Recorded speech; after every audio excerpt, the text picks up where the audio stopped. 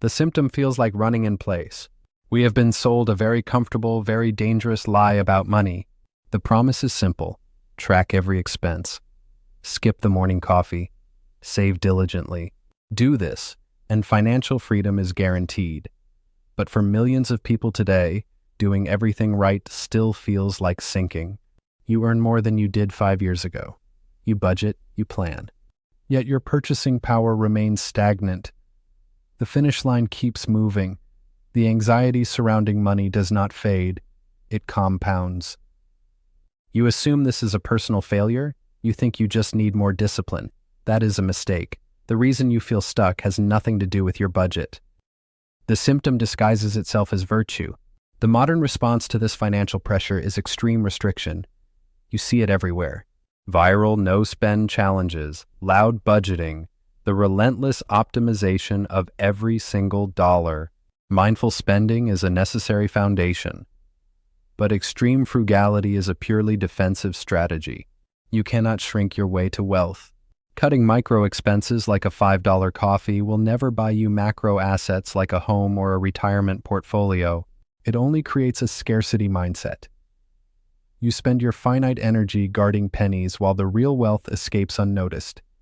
You are playing a game designed to keep you small, permanently. The root cause is built into the system. To understand why you are sinking, you must look at the water. Cash is designed to be a melting ice cube. Steady, low-grade inflation is not a glitch in the modern economy. It is a structural feature. Every dollar you hold in a traditional savings account is quietly losing its ability to buy the world around you. The system requires this. When you store all your labor in cash, you guarantee a slow, invisible loss of purchasing power. A savings account is presented as a risk-free vault. In reality, it is a guaranteed leak. You are trading volatility for the absolute certainty of decline. The root cause relies on your participation. The financial system heavily promotes the narrative of the diligent saver. There is a mathematical reason for this. Institutions need your cheap cash deposits. They take the money you carefully save, paying you a fraction of a percent. They then lend that exact capital out at premium interest rates. The system is perfectly engineered to benefit the institutions deploying the capital. It is not designed to protect the individuals storing it. Traditional financial narratives are not aligned with your goal of independence. They are aligned with their own profit margins. You are providing the fuel for someone else to build wealth, using your time. The fix requires a shift in identity. The escape route begins in the mind. You must abandon the identity of the saver. You must adopt the mental model of the owner. True wealth is never built by hoarding depreciating paper. It is built by acquiring productive assets. These are businesses, equities, broad market index funds, and real estate. These assets inflate with the system.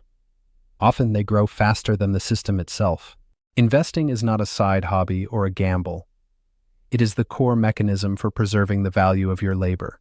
When you own productive assets, your money works independently of your physical effort. You step off the treadmill. Finally, the fix demands a new relationship with time. The greatest advantage you have is not a secret stock tip. It is your time horizon. New investors fail because they react to short-term market noise. They watch the news. They panic. They try to predict the unpredictable. The owner does not play that game. You define a multi-decade time horizon. You accept volatility as the price of admission. When the market drops, you do not sell.